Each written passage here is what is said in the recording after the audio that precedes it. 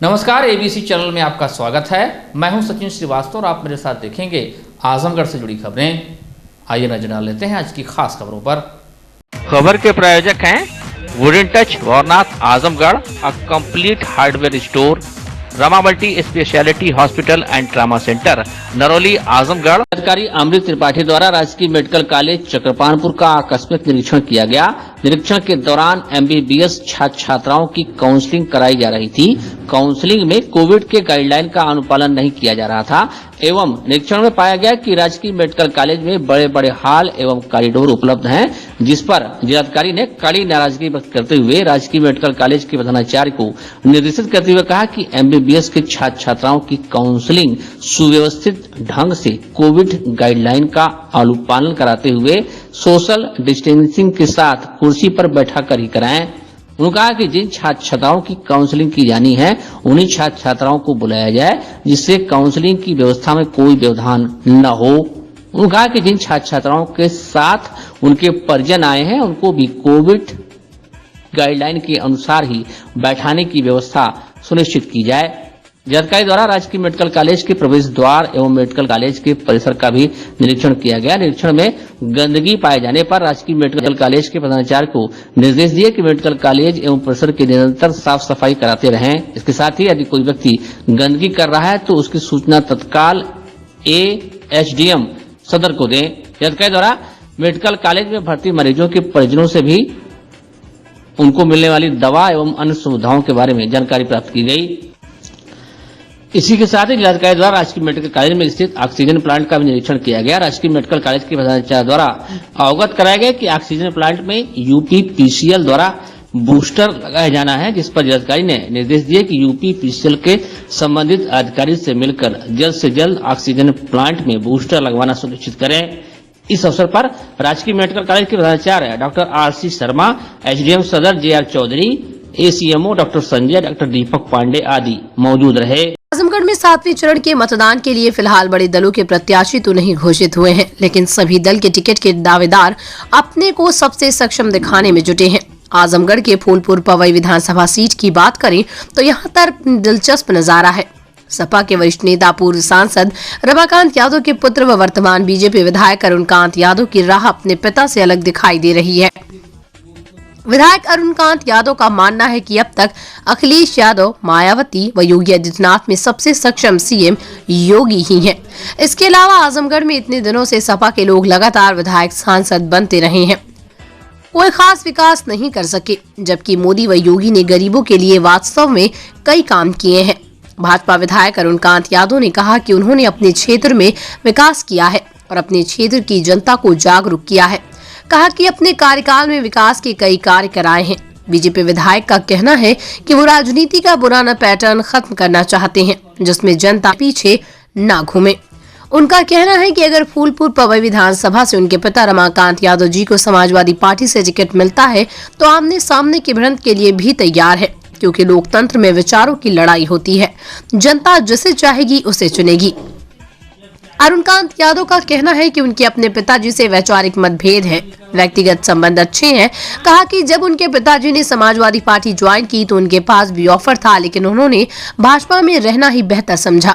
BJP विधायक का दावा है कि भारतीय जनता पार्टी प्रदेश में एक बार फिर 300 से अधिक सीटें जीतकर सरकार बनाएगी और जिले की अधिकतर सीटों पर भाजपा जीत दर्ज करेगी। क्षेत्र में विकास किया है और अपने क्षेत्र के लोगों को जागरूक किया है, और जो राजनीति का पुराना पैटर्न है मैं उसे खत्म करना चाहता हूं।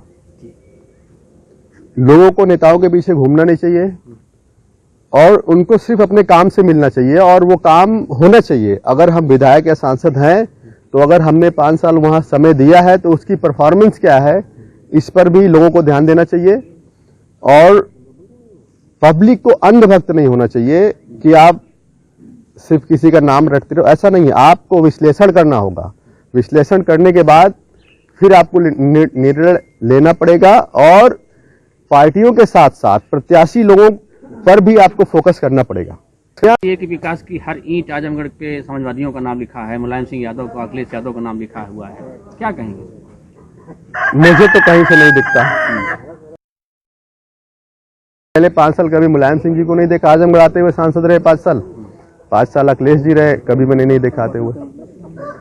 आप सामने देखिए, आपके बारे में जैसे ये था कि आप हमेशा आपके पिताजी समाजवादी पार्टी ज्वाइन कर लिए, आप भारतीय जनता पार्टी में बने हुए हैं। क्या कारण रहा कि आप पिताजी के साथ नहीं गए या समाजवादी पार्टी में नहीं गए, आप भाजपा में ही जुड़े रहे? सामने सर देखिएगा सर। देखिए, क्योंकि मैं भी राजनीति में इसलिए नहीं हूं कि मुझे 7 बार 8 बार या 10 बार विधायक होकर के इतिहास में अपना नाम दर्ज कराना है। मुझे भी अगर मैं पॉलिटिक्स में हूं तो परफॉर्मेंस चाहिए अपने आप से। मुझे अगर मैं वो नहीं कर पाता हूं तो मुझे संन्यास ले लेना चाहिए। और मैं समाजवादी पार्टी में भी रहा हूं और बीएसपी में भी रहा हूं। मैं बहन जी से भी कई बार मिला हूं, अखिलेश जी से मिला हूं और मैं योगी जी से भी मिला हूं। इन तीनों लोगों में मुझे योगी जी सबसे बेटर लगे, क्योंकि बहन जी से मैंने अपने भाषण में भी इस चीज का खुलासा किया था, अगर उनसे कोई भी आपको काम आप चाहते हो तो पैसा देना पड़ेगा आपको। मुझे अखिलेश जी से आपको इतनी चापलूसी करनी पड़ेगी, वो चरम सीमा हम पा ही नहीं सकते। वो हमारे बस की बात नहीं है और वो हम करना भी नहीं चाहेंगे। और योगी जी की क्वालिटी क्या है कि अगर आपका काम सही है, अगर आप उनको समझाने में सक्षम हो गए तो आपका काम 100% होगा। तो मुझे ऐसे लोगों के साथ रहना है जो काम करने की क्षमता रखते हो, और उस खांचे में योगी जी सबसे बेटर है, इसलिए मैं उनके साथ हूँ। तो जैसे जब आपके पिताजी ने ज्वाइन किया समाजवादी पार्टी, आपके पास भी ऑफर आया होगा। कब ऑफर आया था आपके पास, कब आपने उसको इनकार किया? कंटिन्यू हमेशा आता रहा है, हमेशा। जब राज्यसभा का चुनाव था तब से लेके लास्ट टाइम तक आता रहा, लेकिन मैंने कभी उसको एक्सेप्ट नहीं किया। तो अब 2022 का चुनाव आप भारतीय जनता पार्टी के टिकट पे ही लड़ेंगे? 100%। और एक ऐसी स्थिति भी आ सकती है कि अगर आपके पिताजी समाजवादी पार्टी से चुनाव लड़ते हैं तो पिता पुत्र का मुकाबला भी हो सकता है। मैंने आपसे बताया ना, ये कोई राजाओं की लड़ाई नहीं है कि तलवार चलेगी गला कटेगा। विचारों की लड़ाई है, वो अपनी बात रखेंगे, हम अपनी बात रखेंगे। जिससे लोग सहमत होंगे उसको आप समर्थन देंगे, और क्या। तो अभी तक आपकी लड़ाई में पिताजी हमेशा साथ रहे, पहली बार ऐसा हुआ कि आप उनसे अलग विचार रखते हुए चुनाव मैदान में रहेंगे, तो किस तरह से समर्थन मिलेगा आपको? ये प्रकृति का नियम है, आज नहीं तो कल हमें आत्मनिर्भर बनना ही पड़ेगा। ऐसा नहीं है सिर्फ मेरे लिए, ये मेरे क्षेत्र के या जिले के या प्रदेश के सभी युवाओं के लिए जरूरी है कि आपको समय पर आत्मनिर्भर बनना पड़ेगा हर तरह से। ऐसा ही नहीं कि सिर्फ पैसे कौड़ी से, विचारों से भी। जब आप आत्मनिर्भर बन जाएंगे तब, अगर मेरे पिताजी चुनाव लड़ते और मैं लड़ता हूं और मैं जीतता हूं, तब मेरे पिताजी ये समझेंगे कि उन्होंने अपने बच्चे की परवरिश अच्छी की है। तो जैसे अभी आपने कहा कि आप अपने राजनीति की आपने एक डेडलाइन तय कर दी है कि 10 साल में रहेंगे, क्या है 10 साल, मतलब क्यों आप ऐसा सोच रखते हैं? देखिए, वैसे सही बताऊं, मैं ज्यादा बोलना तो नहीं चाहता हूं, लेकिन थोड़ा बहुत कुछ करने की और कुछ बदलने की क्षमता मैं रखता हूं। मैं इसलिए प्रयास करना चाहता हूं, और मैं, क्योंकि मेरे हाथ में ज्यादा ताकत नहीं है और मैं कुछ मतलब अपनी क्षमता के हिसाब से कुछ कर नहीं पा रहा हूं, इसलिए थोड़ी सी मुझे परेशानी है। और अगर मुझे वो ताकत मिलती है और अगर मैं वो कर लेता हूं तो अच्छी बात है, नहीं कर पाता हूं तो संन्यास ले लूंगा, क्या फायदा। तो कब तक आपने सोचा है कि मैंने अपनी लाइफ में 10 साल का टारगेट रखा है कि अगर मैं 10 साल पॉलिटिक्स में रहूंगा, कुछ कर पाता हूं तो ठीक है, नहीं कर पाता हूं तो फिर संन्यास ले लूंगा। आपने जिले के वरिष्ठ नेताओं का नाम लिया कि जो सिर्फ 40 साल से पड़े हुए हैं, हाँ, क्या कहेंगे इनके बारे में? ये बहुत बुरी बात है। लोकतंत्र सरकार कैसे बनेगी? पिछली बार भी 80 सीट देख रहे थे, 80 से 5 पे आ गए। तो मैं सही बताऊं, अगर देखिए, मैं यादव हूं ना, आप समझ रहे हैं कि मैं यादव हूं। जी। लोग मेरे से कहते हैं आप समाजवादी पार्टी में क्यों नहीं है। उसकी वजह है, जिसको हम अपना लीडर माने वो कम से कम आपसे तो समझदार होना चाहिए। तो अखिलेश जी को समझदार नहीं मानते? मेरे समझ से उनमें समझदारी कहीं नहीं दिखती। अगर दिखती तो वो परफॉर्मेंस कर रहे होते। जो समझदार आदमी होगा वो आगे होगा, वो बैकफुट पे नहीं होगा। मुख्यमंत्री रह चुके हैं, आप समझदार रह चुके हैं, फिर दोबारा क्यों नहीं है? पूर्ण बहुमत में उनकी सरकार थी, वो क्यों नहीं दोबारा बने? ममता बनर्जी एक बार आई मेजॉरिटी में, कंटिन्यू 3 बार रही। तो अखिलेश जी ऐसा क्यों नहीं कर पाए, जबकि वो बुजुर्ग महिला है, आप युवा हैं। सुनते हैं हम ऑस्ट्रेलिया में पढ़ के आए हैं, तो आपने क्या सीखा ऑस्ट्रेलिया में? ऑस्ट्रेलिया के लोग तो ऐसे नहीं है। अच्छा, ये बताइए, भारतीय जनता पार्टी की सरकार बनाने के कितने % आपको चांस लग रहे हैं, कितनी सीटें लगभग आने की उम्मीद है? मुझे लगता है पिछली बार से ज्यादा परफॉर्मेंस करेगी बीजेपी इस बार। 300+ और हाल में 100%। और आजमगढ़ में कितनी 10 में से कितनी सीटें निकलने की उम्मीद है, क्योंकि भारतीय जनता पार्टी बहुत लंबे लंबे दावे कर रही है कि हम 5 से 6 सीट जीत सकते हैं। मुझे लगता है कि 5 सीटें जीत सकते हैं। आपको फूलपुर पवई क्या रही है जिसमें संभावना बन रही है? लालगंज, मेहनगर और सगड़ी, अतरौलिया भी जीत सकते हैं, निजामाबाद भी जीत सकते हैं, और अगर अच्छा प्रत्याशी कोई आ जाए तो सदर भी जीत सकते हैं। बहुत बुरी बात है कि आप 40-40 साल सांसद, विधायक, मंत्री होकर के बैठे हुए सिर्फ अपनी दुकान चला रहे हो। ये ठीक बात नहीं है। मैं इसका बिल्कुल विरोध करता हूं और ऐसा चाहता नहीं। और ऐसे लोगों को मैं क्या कहूं जो ऐसे लोगों को जिताते हैं। वो तो कहते हैं हम समाज सेवा कर रहे हैं, जनता की सेवा कर रहे हैं। आप तो जिले में रहते हैं ना, क्या आजमगढ़ अमेरिका हो गया? आप बताइए। किया कुछ नहीं लोगों ने।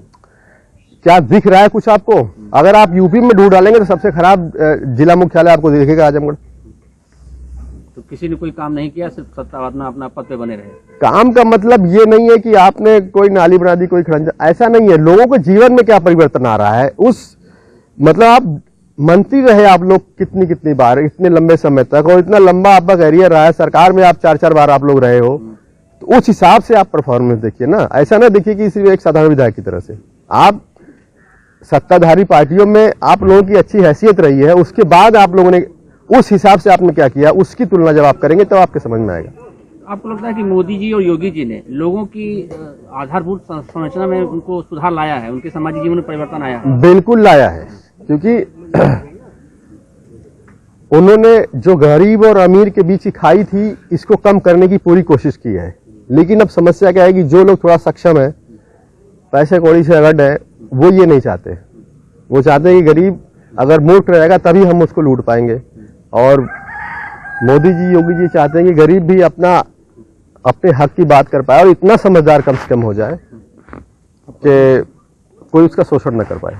विधानसभा सामान्य निर्वाचन 2022 को निर्विघ्न, शांतिपूर्ण एवं सकुशल संपन्न कराए जाने के लिए जिलाधिकारी अमृत त्रिपाठी की अध्यक्षता में नेहरू हॉल के सभागार में ईवीएम मास्टर ट्रेनरों को प्रथम पाली 10 बजे से 1 बजे तक एवं द्वितीय पाली 2 बजे से 5 बजे तक प्रशिक्षण दिया गया।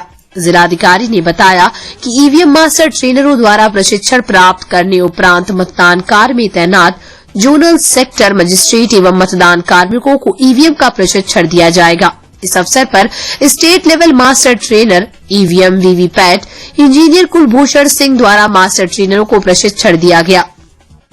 प्रशिक्षण के दौरान जिलाधिकारी ने बताया कि वीवीपैट को मतदान केंद्रों तक वाहनों के माध्यम से सुरक्षित पूर्ण ढंग से ले जाएंगे। मतदान के 1 घंटा पूर्व वीवीपैट का कनेक्शन करा लिया जाएगा। बैलेट यूनिट को वीवीपैट से एवं वीवीपैट को कंट्रोल यूनिट से कनेक्ट कराएंगे। इसी के साथ ही वीवीपैट में ये भी ध्यान रखेंगे कि वीवीपैट लॉक पोजीशन में है या नहीं एवं बैटरी को भी चेक कर ले। यदि कोई कमी पाई जाती है तो तत्काल अपने संबंधित सेक्टर मजिस्ट्रेट को सूचित करेंगे। उन्होंने बताया कि मतदान के दिन मॉक पोल मतदान शुरू होने से 90 मिनट पूर्व करना है। साथ ही मॉक पोल कराने का प्रमाण पत्र भी टीम द्वारा उपलब्ध कराई जाएगी। यदि मॉक पोल के दौरान कोई कमी पाई जाती है तो इसकी संपूर्ण जिम्मेदारी पोलिंग टीम की होगी। इसी के साथ ही स्टेट लेवल मास्टर ट्रेनर द्वारा मतदान के समय P1, P2, P3 के अधिकारी कर्मचारी क्या क्या करेंगे उसके बारे में विस्तार से बताया गया। इसी के साथ ही जिलाधिकारी द्वारा नेहरू हॉल के प्रांगण का निरीक्षण किया गया। निरीक्षण के दौरान गंदगी पाए जाने पर अपर मुख्य अधिकारी जिला पंचायत AK सिंह को निर्देश दिए कि प्रांगण की साफ सफाई कराते हुए प्रांगण को स्वच्छ रखें, जिससे प्रांगण में किसी भी प्रकार की कोई गंदगी न हो। इसी के साथ ही जिलाधिकारी द्वारा नेहरू हॉल से पुलिस अधीक्षक कार्यालय तक जाने वाले संपर्क मार्ग का निरीक्षण किया गया। निरीक्षण के दौरान जिलाधिकारी ने अपर मुख्य अधिकारी जिला पंचायत को निर्देश दिए कि संपर्क मार्ग पर जो भी दुकानें स्थित हैं उन दुकानों से निकलने वाले कूड़े को रखने के लिए बड़े बड़े डस्टबिन रखवाएं, जिससे दुकानदार पॉलीथीन एवं कूड़ा करकट को इधर उधर न फेंके। इसके बाद भी यदि दुकानदारों द्वारा कूड़ा करकट इधर उधर फेंका जाता है तो उनके विरुद्ध नियमानुसार कार्रवाई करें। जिलाधिकारी ने कहा कि बनाए जा रहे संपर्क मार्ग को संबंधित अधिकारी से संपर्क कर 1 सप्ताह के अंदर पूर्ण कराना सुनिश्चित करें। निरीक्षण के दौरान कलेक्ट्रेट भवन की दीवार पर एक व्यक्ति द्वारा मूत्र विसर्जन करते हुए पाया गया। जिस पर उस व्यक्ति द्वारा पानी एवं झाड़ू से साफ किया गया। इस अवसर पर अपर जिलाधिकारी प्रशासन अनिल कुमार मिश्र, एसडीएम सदर JR चौधरी, अभिहित अधिकारी डॉक्टर दीनानाथ यादव सहित संबंधित अधिकारी उपस्थित रहे। सेलफोन पर अधिवक्ता व कॉलेज प्रबंधक के साथ गाली गलौज करते हुए जान माल की धमकी देने के आरोप में शहर कोतवाली में कांग्रेस पार्टी के शहर अध्यक्ष के खिलाफ FIR दर्ज की गई है। इस कार्रवाई को लेकर सियासी गलियारे में हलचल मची है।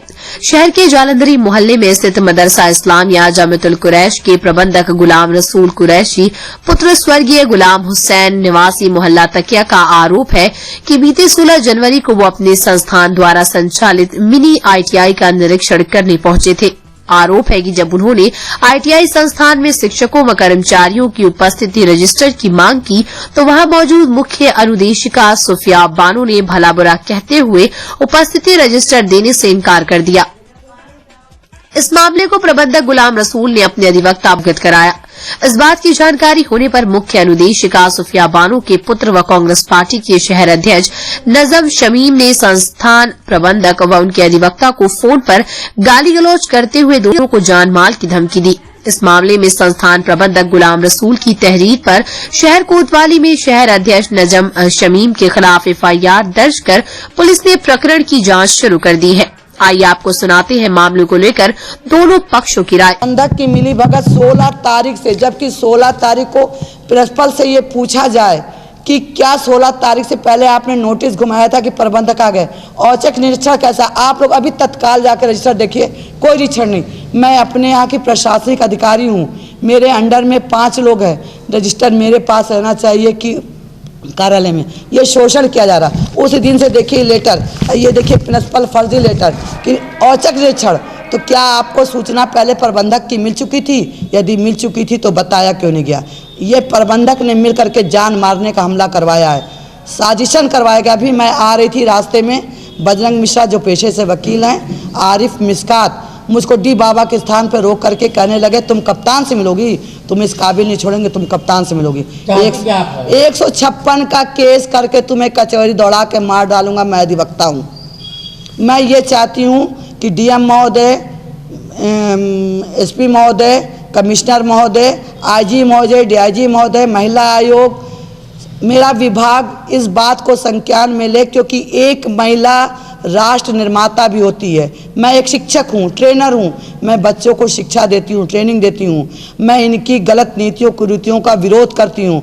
इस विरोध को दबाने के लिए ये अपनी लोगों के सगे समझ और अनपढ़ जो मानक पूर्ण नहीं करते उनकी नियुक्तियाँ की गई है। अगर प्रैक्टिकल ले लिया जाए तो पता चल जाएगा। मैं इस चीज़ को उजागर करती हूँ। ये लोग बच्चों को नहीं पढ़ाते हैं, मैं इस चीज़ को उजागर करती हूँ। मिड डे मील में खाना नहीं पकवाते हैं, उसकी भी मेरे पास प्रूफ है।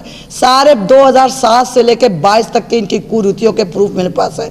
इसलिए आवाज़ दबाने के लिए अब ये मुझे जान से मारना चाहते हैं और मेरे बच्चों को इसलिए इन्वॉल्व कर रहे हैं कि माँ की चीज़ों को सुनकर कोई भी बच्चा होगा, पागल का भी औलाद होगा, तो वो ज़रूर उत्तेजित हो जाएगा। उसको उकसाया जा रहा है कि तुम इन्वॉल्व हो, ताकि फौजदारी का केस बने और अधिवक्ता 156 का केस करके, क्योंकि बजरंग मिश्रा आप तहरीर दर्ज नहीं की गई। मैं 16 तारीख से कोतवाली से लेके पहाड़पुर चौकी तक दौड़ रही हूँ। मुझे मुंशी कहता है वहाँ का कोतवाली का कि तुमसे पहले वो लोग आके दे गए, तुम झूठी हो, सब पता लग गया। आपके साथ हुआ है। ये 1:10 16/1/22 की घटना है और तत्काल अभी की भी घटना है। मैं 9:50 पे घर से निकली थी, आ रही थी, रास्ते की ये बात है। बच्चों को गलत फंसाया जा रहा। मैं शिक्षिका हूँ, मैं राष्ट्र निर्माता हूँ। शिक्षक का रोल एक राष्ट्र निर्माता होता है। शिक्षक का रोल एक बच्चे को बेसिक शिक्षा देकर उच्च तक पहुँचाता है। मैं कौम के लिए काम कर रही हूँ। यहाँ पे नियुक्तियाँ अगर खंगाला जाए तो 5 नियुक्तियाँ 19 से आप कहने का मतलब आपके बच्चे को फर्जी फंसाया गया है। 100%। आप सम्मानित जनों से मोहल्ले में पूछिए, कभी मेरे 2 बच्चे हैं, कभी मेरे बच्चे कैंपस में नहीं आते हैं। फंसाया गया उसे ये फंसाया गया है कि उसने गाली बक्की है, जबकि अधिवक्ता को दिखाया मिसकात ने, जबकि मेरे बच्चे का वीडियो मेरे पास मौजूद है। जब उसको मेरा भी नंबर चेक कर लिया जाए और बाहर के लोगों ने फ़ोन किया और वो बच्चा आया है, तो बाहर के आपका लड़का स्कूल में आया था? नहीं, वो बाहर से, जब SDM महोदय को मैंने आप बीती बता दिया, अपने क्लर्क को, कार्यालय लिपिक को बता दिया, उसके बाद मोहल्ले के लोग इन लोग को भागते देख करके बच्चे को फ़ोन किया। मेरा बच्चा जब आया तो उसे मोहल्ले के लोग साथ में आए कि कौन है, अब आकर उसको गाली दो। मेरे बच्चों की फोरेंसिक जांच करा लिया, मेरे पास वीडियो मौजूद है। मेरे बच्चा गाली नहीं था, मेरा बच्चा असभ्य नहीं है, मैं असभ्य समाज की नहीं हूँ। 16 तारीख को मैं गया था निरीक्षण करने के लिए, और निरीक्षण के लिए जब पहुंचा तो ऑफिस में प्रिंसिपल से मैंने पूछा कि भाई उपस्थित रजिस्टर दिखाइए, तो इन्होंने सब दिखाया। फिर उसके बाद जो है क्या नाम है, फिर इसके बाद जो है ये प्रिंसिपल वो सोफिया बानो को बुलाया गया, तो उनको बैठाया गया। तो मैंने कहा उपस्थित रजिस्टर फ़ौरन ले आइए आप, तो ये ले करके नहीं आई और उल्टा सीधा जो है कुछ बना करके बोला कि मैं कैसे दूंगी, ये करूंगी, वो करूंगी, और अनबन अभद्र व्यवहार किया। फिर उसके बाद जो है ये ले करके चली गई, गाली गुप्ता देते हुए चली गई ये, और इनका सारा आरोप गलत है। और लगा रहा है कि आपने गलत कहा, कोई अधिवक्ता बैठा था, क्या था? हाँ, अधिवक्ता बजरंग मिश्र बैठे थे, ये सब सारी बातें गलत है। और ये रजिस्टर लेके नहीं आए और कह रही हैं फर्जी मुकदमे में मैं तुम्हें फंसा दूंगी, ये कहते हुए वो चली गई। और जो है बजरंग मिश्र जो है बैठे थे, उनको भी अनबन बोली, वो चली गई। लेकिन लड़के के ऊपर मुकदमा का क्या मामला है? जो मुकदमा है, उन्होंने जो है गाली गुप्ता फ़ोन पे दिया उनको, और ये इस तरह से उनकी वर्डिंग है ही, और जो भी जो है गलत व्यवहार किया, और फ़ोन पे जो है गाली गुप्ता और ये सारी चीज़ें उनको कहा गया। तो मैडम जी को कहना ये है कि आपके द्वारा उनको कुछ गलत कहा गया, कुछ मैदान दौड़ाया गया? नहीं, ऐसी कोई बात नहीं, कुछ दौड़ा नहीं गया, न कुछ हुआ। और ये कुछ जो है फ़ोन पे धमकी बजरंग मिश्र साहब को दिया उन्होंने, ये सब सारी चीज़ें हैं, और उनका एविडेंस उनके पास है। और जो वो आरोप लगा रही वो सारी चीज़ गलत है। राहुल गांधी और प्रियंका गांधी ने देश के सबसे बड़े सूबों में से एक यूपी के युवाओं को रिझाने के लिए चुनावी घोषणा पत्र जारी कर दिया है। इस घोषणा पत्र के जरिए प्रदेश के युवाओं को साधने की कोशिश की गई है। कांग्रेस ने अपने इस घोषणा पत्र में भर्ती विधान का नारा दिया है। प्रियंका गांधी ने कहा कि पार्टी 20 लाख रोजगार दिलाएगी, इसमें 8 लाख रोजगार महिलाओं को मिलेंगे। उन्होंने कहा कि भर्ती विधान में उन तरीकों का जिक्र किया गया जिसमें युवाओं को सरकारी नौकरी में मिलने वाली मुश्किलें कम होंगी। किसी भी परीक्षा शुल्क नहीं लिया जाएगा, परीक्षा केंद्रों तक आना जाना फ्री रहेगा, और इसी को लेकर शनिवार को कांग्रेस जिला अध्यक्ष व प्रत्याशी सदर विधानसभा ने प्रेस वार्ता आयोजन कर जनपद के युवाओं तक कांग्रेस के युवा घोषणा पत्र विधान की बातें पहुंचाई। उन्होंने कहा कि बेरोजगारी झेल रहे आज देश प्रदेश के युवाओं को एक नए विजन की जरूरत है, वो कांग्रेस ही दे सकती है, भाजपा ये विजन नहीं दे सकती। आज चुनाव में जाति पर आधारित और सांप्रदायिक प्रचार किया जा रहा है। हम चाहते हैं कि सकारात्मक बातें हों, भविष्य की बातें हों, ताकि युवाओं का भविष्य उज्जवल हो सके। उन्होंने कहा कि ये जो भर्ती विधान है, इसे बनाने के लिए हमारे नेताओं और कार्यकर्ताओं ने पूरे यूपी में युवाओं से बात की और उनकी परेशानियों के बारे में पूछा। उन्हीं चर्चाओं से ये भर्ती विधान निकला है। इस भर्ती विधान में 5 सेक्शन हैं, जिनमें युवाओं की अलग अलग समस्याओं पर फोकस किया गया। प्राथमिक विद्यालयों में खाली 1.5 लाख पद भरे जाएंगे। माध्यमिक, उच्च शिक्षा, पुलिस आदि विभागों में खाली पदों को भरा जाएगा। युवाओं का उत्साह टूट गया है। हम युवाओं को भरोसा देना चाहते हैं कि हम कैसे उनका भरोसा बहाल करेंगे, कैसे रोजगार देने में उनकी मदद करेंगे। एक परीक्षा कैलेंडर जारी होगा जिसमें भर्ती विज्ञापन, परीक्षा नियुक्ति की तारीखें दर्ज होंगी और इसका उल्लंघन होने पर कड़ी कार्रवाई की जाएगी। आरक्षण के घोटाले को रोकने के लिए हर भर्ती के लिए सामाजिक न्याय पर्यवेक्षक होंगे। उत्तर प्रदेश सरकार ने शिक्षा का बजट कम किया है। हमारी सरकार आएगी तो ये बजट बढ़ाया जाएगा और सभी कॉलेज व विश्वविद्यालयों को अपग्रेड किया जाएगा। अच्छी शिक्षा भविष्य निर्माण के लिए सबसे जरूरी है। युवाओं के रोजगार के लिए नए अवसर प्रदान किए जाएंगे। तो मुख्य बिंदु है जो भी अध्यक्ष जी ने बताया कि जो भी युवा यानी परीक्षार्थी जो कोई भी परीक्षा देने जाएगा तो उसकी परीक्षा शुल्क नहीं लगेगी। जिस केंद्र पर जाएगा उस केंद्र पर आने जाने का किराया निःशुल्क होगा। 20 लाख लोगों को, युवाओं को रोजगार दिया जाएगा, जिसमें 40% महिलाओं की हिस्सेदारी सुनिश्चित की जाएगी। साथ ही जो हमारे यहाँ हमारे प्रत्येक जनपदों में जो विद्यालय हैं, महाविद्यालय हैं और जो विश्वविद्यालय हैं उनको अपग्रेड किया जाएगा। अगर वहाँ शिक्षकों की भर्ती नहीं, शिक्षकों की भर्ती की जाएगी। अगर विश्वविद्यालयों में और कोई पाठ्यक्रम नहीं है, महाविद्यालयों में पाठ्यक्रम नहीं, तो उनकी भी शुरुआत की जाएगी, उनको अपग्रेड किया जाएगा।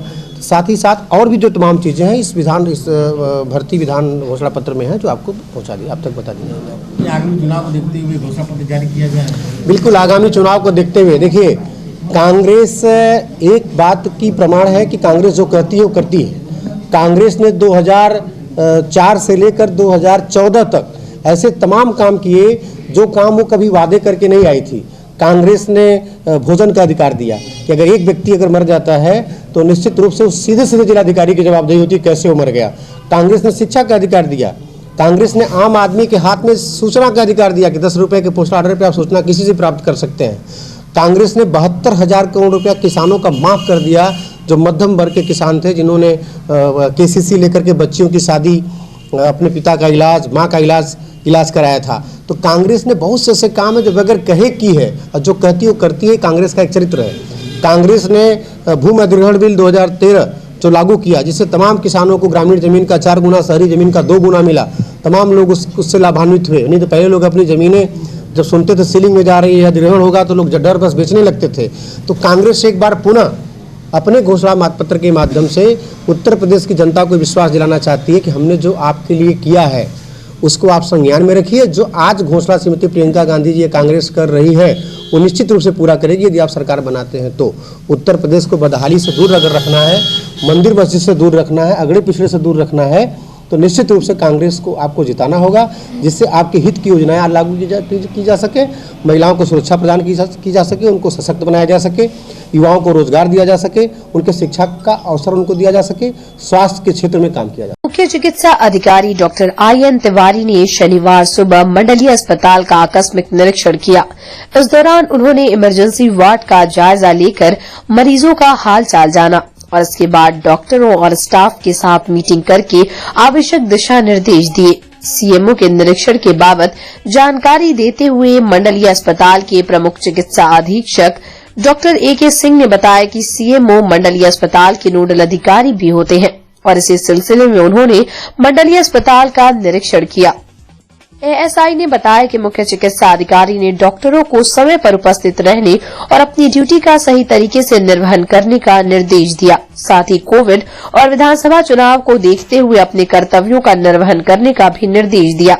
अधिकारी जिला अस्पताल के नोडल अधिकारी होते हैं और ये उनके दैनिक कार्यक्रमों में आता है कि वो जिला चिकित्सालय का भी भ्रमण करें। इसी सिलसिले में वो हमारे आज जिला चिकित्सालय में आए थे और उन्होंने सभी चिकित्सकों की एक सभा ली और उन्होंने ये निर्देश दिया कि सभी चिकित्सक पूरी मुस्तैदी के साथ अपने कार्य को संपादित करें, क्योंकि आने वाला वक्त कोरोना और इलेक्शन दोनों से संबंधित है। वार्डों का भी निरीक्षण किया गया उनके द्वारा? वार्डों का भी उनके द्वारा निरीक्षण किया गया। कौन कौन से वार्ड का निरीक्षण किया गया? उन्होंने इमरजेंसी वार्ड का निरीक्षण। रमा हॉस्पिटल नरौली आजमगढ़ में doctor Amit Singh, doctor Khushboo Singh, doctor Pankaj Sharma, doctor Ajit Kumar, doctor Amit Kumar Singh, doctor Brajesh Kumar Chauhan, doctor Dheeraj Singh, doctor Ankur Yadav और डॉक्टर SK चौधरी दे रहे हैं अपनी सेवाएं। सभी प्रकार की ऑपरेशन की सुविधा, ICU, ICCU, 24 घंटे इमरजेंसी, वेंटिलेटर युक्त ambulance, blood bank, digital X-ray, cath lab एवं डायलिसिस की सुविधा उपलब्ध। Rama multi specialty hospital and trauma centre, Narauli Azamgarh. Wooden touch Bhawarnath Azamgarh, a complete hardware store. हमारे यहाँ branded plywood, flush door, designer door, PVC door, 4 mica, fancy hardware, kitchen की chimney एवं modular kitchen की exclusive range उपलब्ध। अपने आशियाने में लगाइए 4 चांद, पहुंचिए वुडन टच भवरनाथ आजमगढ़।